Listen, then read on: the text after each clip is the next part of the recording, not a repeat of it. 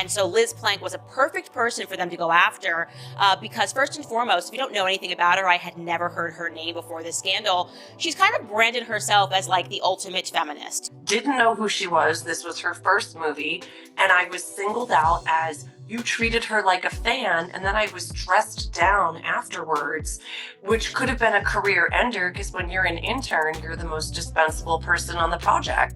First of all, congrats on your little bump. Congrats on your little bump. What about my bump? You've got two nice ones.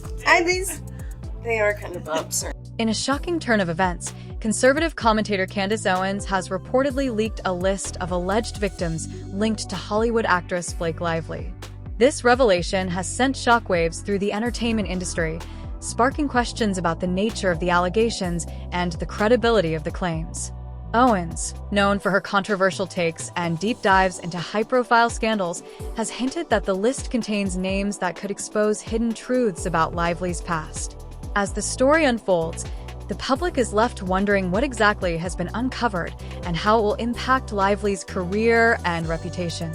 Plank was the co-host of the Man Enough podcast alongside Justin Baldoni. And then, as soon as Blake Lively filed her complaint, Liz Plank was out, instantly said she quit, a show of support and solidarity with Blake after everything dropped. And people began looking into it. And particularly there was this TikToker, Steph with the Deets, who had showed that perhaps the reason that motivated her to get on the side of Blake Lively without actually looking into anything, or at least speaking to her co-host and hearing his side of things, may have been what we have discovered since, a repeat sort of Ryan Reynolds psychopathic strategy of essentially love bombing people. How other footage is coming out of Blake Lively admitting, hey, when I get involved with projects, they hire me as the actress, and sometimes I don't really tell them, but I actually want to come in and I want to rewrite it, and I want to be a producer, and I want to do all of these things. She's literally admitted all of this blatantly. This is just the first time that it's ended up. How old is Blake Lively, by the way?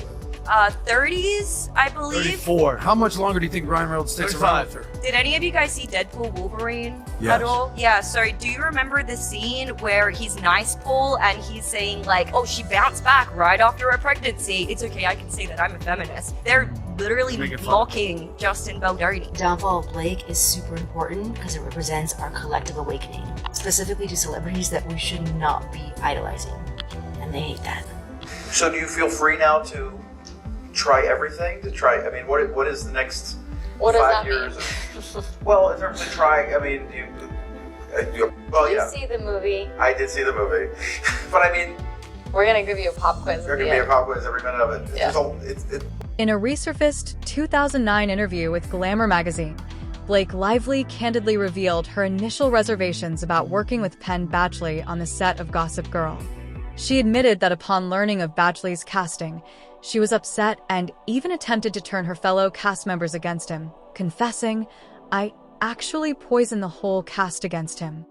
However, her perspective quickly changed as she recognized Badgley's genuine and charming nature, leading her to acknowledge her misjudgment within a week. 2009 Glamour UK interview by Blake Lively, and in her interview, she admitted to trying to poison the cast of Gossip Girl, which is where she made her name, against her co-star Penn Badgley, who played her love interest, Dan Humphrey, on the show. She said, "At first I was so upset that they had hired him, I actually poisoned the whole cast against him." And she goes on to say, "But then they noticed that he wasn't a jerk and was actually a nice, charming person, and almost immediately I realized it too. But it took me about a week to admit it." And here's the thing. Reports were that Blake Lively and Leighton Meester, who played best friends on that show, were not friends during the 6-season run of the show. Leighton Meester and Penn Badgley and other Gossip Girl co-stars have remained silent in the wake of the Baldoni legal drama. Neither Meester nor Badgley follow Lively on Instagram. This shows proof positive, or you know what, potentially proof positive, that there is a history of her doing this type of behavior, going out of her way to talk ish, put out rumors, say bad things, say negative things about other co-stars, either because she just is in her feelings about that person, not happy about that person being in the show, or because she feels, I don't know, maybe because she just wants to start drama for the sake of starting drama. I don't know what it is, but clearly we're seeing the embryo stage, like the embryo stasis, or the embryo stage, the beginnings, right, of this whole thing, to what it has flowered or blossomed into. However, Taylor Momsen, another Gossip Girl co-star, stated that she has no bad memories of Penn Badgley, suggesting he was never problematic. This raises the possibility that Blake Lively was simply pushing her own narrative against him. If Taylor had no issues, it suggests that Blake's claims may have stemmed more from personal bias than any actual wrongdoing on Penn's part. I mean, but I don't have any bad memories of you, so that's good. Great. So that's there you go. And we'll leave it at that. And we'll leave it at that. No, I always had fun filming our scenes together, especially in the beginning. We worked a lot. Like we worked a lot together. Yeah, actually, but you know, I mean, I'm almost like, by the end, we really didn't work together. No, at all. No, we were always doing crazy. Our storyline was off being a drug dealer and whatever else. Jed Wallace, owner of a crisis mitigation firm, has filed a defamation lawsuit against Blake Lively, alleging that she falsely accused him of orchestrating an online smear campaign against her, resulting in significant reputational damage. This countersuit adds another layer of complexity to the ongoing legal disputes involving Lively and Baldoni. I promise you, I've been trying to think of other things to talk about, but another day, another file. And this actually has to do with one of the most interesting aspects of this entire case. Blake Lively is now being sued by Jed Wallace of Street Relations Inc. He has said that she has cost him millions of dollars in reputational harm and is suing her for defamation. Lively's counsel released a statement saying that this is just someone else that's trying to sue her into oblivion for speaking out, and that they are confident that this will get dismissed, which I find that to be really interesting because this is someone that they alleged in her original complaint was really responsible or had a part in allegedly the whole astroturfing, because they alleged that Wallace was responsible for planting negative comments and a negative story. Wallace has maintained that he had no part in any negative PR tactics against Lively, which it was interesting that her defense basically was like, oh, this is nothing, it'll get dismissed, yada yada yada, because in her filings they said that Wallace was the one who weaponized a digital army. I don't know if that's a direct quote, but basically that it was either real accounts, possibly bot farms, I don't really know, I probably need to read that again, but basically that was orchestrated by Wallace and, you know, other members of Baldwin's team. Which, like, if I was naming someone who, like, had taken part in this, like, alleged astroturfing, I'd be like, yeah, see you in court, can't wait to find out your method. I don't know. Maybe that's probably not the most professional response, which is also why I'm not a lawyer and I'm here on TikTok. Blake Lively's legal filings include an incident in which she claims a man entered her room without permission while she was breastfeeding. However, contradictory reports suggest that Lively had, in fact, granted him permission to enter.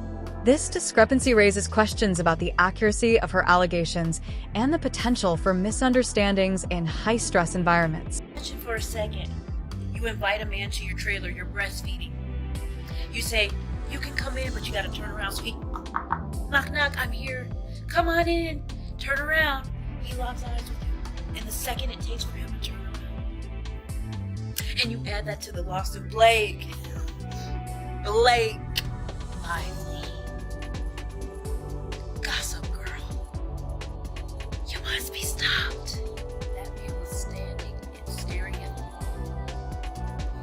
Singing show tunes to himself for all we know. Counting stars. Counting specks of dust and paint. And you said that was sexual harassment. At this point, you gotta blame it on Ryan Reynolds. Say he wanted the idea for a movie. Say that he thought that it was gonna be a funny ha ha ha moment. You know how he jokes. Say we all know how he jokes because it's not working. You doomed us. Reports suggest that Blake Lively's alleged bullying behavior on the set of A Simple Favor created a toxic work environment, with assistant director Barbara Seaman claiming she was forced to resign due to the distress caused by Lively's conduct. As these claims emerge alongside other legal disputes, They raise serious questions about Lively's professional ethics and treatment of colleagues. Blake Lively was the reason an assistant director quit A Simple Favor. Allegedly, of course. And we learned this from Henry Golding's post. Henry Golding, who was in A Simple Favor, made a post with the poster for another Simple Favor, and under his post, Barbed Wire TV had commented, "I worked with you on the first one. My experience with everyone was absolutely amazing, except for a certain someone who is the reason I quit being an AD. Guess who that person is? Wish you all the best with this though." And Barbed Wire TV went on to say, "I want to avoid attention around this, but I will say she was cruel to many. I know I cried my way home many nights because you try so hard to please someone who is never pleased and puts you down constantly. I can't believe it's actually getting back at her. Karma is real." And Barbed Wire TV, whose real name is Barbara Jaworski, definitely seems to work in like the production world. And for further proof, here's her IMDb. Seems to be under her maiden name. Says she's known for Barbed Wire TV, which obviously that's even her account name. Under projects, you'll see A Simple Favor. She was the 4th assistant director. So not only did we learn that she quit, but apparently she made many people cry behind the scenes. Another alleged victim, Jamie, recounted an experience from nearly 20 years ago when she was a young intern in the entertainment industry. She explained that at just 20 years old, she was assigned the simple task of handing out water bottles on set while a then 17-year-old Blake Lively was promoting the sisterhood of the traveling pants. Very young and inexperienced in the industry, and then you got a job as an intern?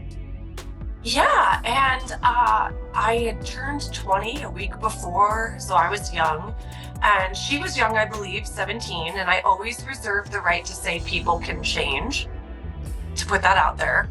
Yeah. But I was pointed out and singled out as someone that treated her like a fan when, as someone who grew up on set and in this world, I knew you don't talk to tech. Jamie stated that she had no interaction with Lively, did not speak to her, and only walked past her in the green room.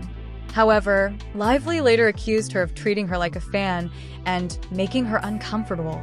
As a result, Jamie was singled out for this alleged behavior and reprimanded, which she described as a frightening experience, especially as an intern, since she feared it could jeopardize her career. Wasn't even famous at that point, was she? Did you know who she was? No. So I was an intern on a show that she was doing press for, and they were going to talk about Sisterhood of the Traveling Pants. It was 3 of the 4 stars. I believe it was Alexis Bledel who wasn't there. And my job was to hand out water bottles to whoever needed it on set that day. And so I didn't talk to her. I had no interaction with her. I walked by her in the green room, and I went to set, as I do, and then she was like, "Oh, that girl did I hang up?" No. Okay. No, you're there. Yeah. That girl treated me like a fan. That girl made me uncomfortable. This resurfaced interview has gained attention amidst Blake Lively's ongoing legal disputes with her It Ends With Us co-star, Justin Baldoni. The legal battle involves serious allegations and has attracted significant media coverage. The trial is scheduled for March 2026, with the potential involvement of other high-profile individuals. Now there are more things starting to come out, showing that there are breadcrumbs, that there is a possibility that she's been doing this since she's been in the system, since she's been in the Hollywood game. And it's insane to me because this is also her going after another co-star on a hit show. Now, Gossip Girl was a very, very popular show. For those of y'all who don't know, I'm sure a lot of you guys know or were first introduced to Blake Lively through that show. The controversy dates back to the troubled production of the romantic drama It Ends With Us, where on-set tensions quickly escalated into a full-blown legal battle. Blake Lively, once known for her polished public image and acclaimed acting career, now finds herself embroiled in a bitter dispute after filing complaints alleging that Justin Baldoni engaged in inappropriate on-set behavior. Justin Baldoni is now involving Taylor Swift in his lawsuit against Blake Lively. So Justin Baldoni is suing Blake Lively, Ryan Reynolds, and their publicists for over $400 million for all the It Ends With Us drama. Now he's name-dropping Taylor Swift, Blake's bestie, in the mix. Thankfully, Taylor Swift is not being sued but she's mentioned in his 179-page paper complaint. And he's alleging that Taylor's fame was used to pressure him during production. And it really all stems from this penthouse situation where Blake and Ryan live. Apparently there was a meeting there with all of them, and Taylor Swift was actually present, and Blake ended up rewriting one of the scenes. Even after the meeting was over, Baldoni texted Blake this, saying, "I gotta put my glasses on for this one, the font is too small. Also was working on the rooftop scene today. Really love what you did. Makes it so much more fun and interesting, and I would have felt the same way without Ryan and Taylor." This was a sinister PR move. Blake Lively then moved 11 days later to file a lawsuit. So now she has filed a lawsuit, and I don't think she ever wanted to do this. I think she genuinely wanted this to be a PR move, and she wanted to leak it to the New York Times. She thought the public would take her side with no questions asked. And instead the public is saying, no, we have a few questions here. And Justin Baldoni is going all the way to the wall on this. His lawyer is already giving interviews explaining just how nasty her team has played this. The lawyer's name is Brian Friedman. He stopped by the Megyn Kelly show, and here's some of the things that he had to say. First, he says there used to never be a sexual claim. There never was a sexual claim until she went to that civil rights office. Take a listen. There was actually no allegation of sexual harassment until the lawsuit. The allegations, ranging from claims of misconduct to accusations of a retaliatory smear campaign, have not only disrupted the film's production, but also ignited a media frenzy. We're going to be talking all things Blake Lively and her legal complaint that she's filed against her It Ends With Us co-star, Justin Baldoni. Yes, the It Ends With Us movie drama does in fact not end. What's interesting about this story to me is the Justin Baldoni of it all. He is a self-proclaimed male feminist. He's woke. He speaks out against sexual assault and sexual harassment, even toxic masculinity. And now in this legal complaint filed by Blake Lively, he's being accused of sexual harassment. I challenge you to see if you can use the same qualities that you feel make you a man to go deeper into yourself. And will you be man enough to stand up to other men when you hear locker room talk, when you hear stories of sexual harassment, when you hear your boys talking about grabbing ass or getting her drunk? Will you actually stand up and do something so that one day we don't have to live in a world where a woman has to risk everything and come forward to say the words "me too"? This is going to be really awkward if these allegations are true. I will say, just for the record, I'm not a fan of either of these individuals, and something about both of them rubs me the wrong way, so I'm not sure what exactly the real truth is here. Followed by an attempted PR takedown of her to cover his own ass for people finding out what he did to her. In an article titled, "We Can Bury Anyone," Blake Lively heroically shared her story, and the world was on her side because it looked like she was just trying to take down a predator in Hollywood. So Justin Baldoni and his ace lawyer launched an all-cylinder fire attack to clear his name, and he started by suing the New York Times, saying that article was just published because it was paid for by Ryan Reynolds, and it was a multi-layered scheme planned out by Blake and Ryan to take down Justin. And I think it's pretty common knowledge that the mainstream media will lie on behalf of their powerful friends or anyone who pays them off to say it. Taylor Swift, Blake Lively's own best friend, has not publicly sided with her, raising questions about the credibility of Lively's claims. Swift, known for fiercely defending her friends, remaining silent suggests that Lively's allegations against Justin Baldoni may not be entirely solid. Silence can sometimes speak louder than words, and in this case, Swift's decision not to back Lively could hint that there's more to the story than what's being presented. Here's a fan conspiracy that's going viral saying the reason why I believe Justin Baldoni is because Taylor Swift hasn't defended Blake Lively publicly. You know, hey, it might have some weight. Have a listen. Say this out loud because I haven't seen anybody else say it. Does nobody else think that Taylor Swift is the dead giveaway? That Taylor Swift is the reason that none of it makes any sense with Blake Lively and Justin Baldoni? Like, Blake Lively has to be lying about being sexually harassed. And the reason I say that is she couldn't even convince her best friend. And by the way, other people like Umbrella Guy have said this is why she's doing this fishing expedition with the subpoenas, because they're looking to further smear Justin Baldoni because they don't actually have any evidence of the sexual harassment. And if you really are friends with somebody, like if Taylor Swift really believes Blake, she might say something like, look, let's let this all play out, but I'm standing by my friend. I believe my friend. I think that would be so fair to do. And the fact that Blake hasn't done that at all, I think does speak volumes. Because in the end, if Blake Lively is telling the truth, you wouldn't even want to be friends with Taylor Swift at the end of this because she hasn't had your back. Like, you want your friends to defend you. So the fact that the friends aren't defending you, what does that say? Okay, Lady C is a Twitter account that has gone viral for their sources regarding It Ends With Us. And I'm just going to read what they have to say.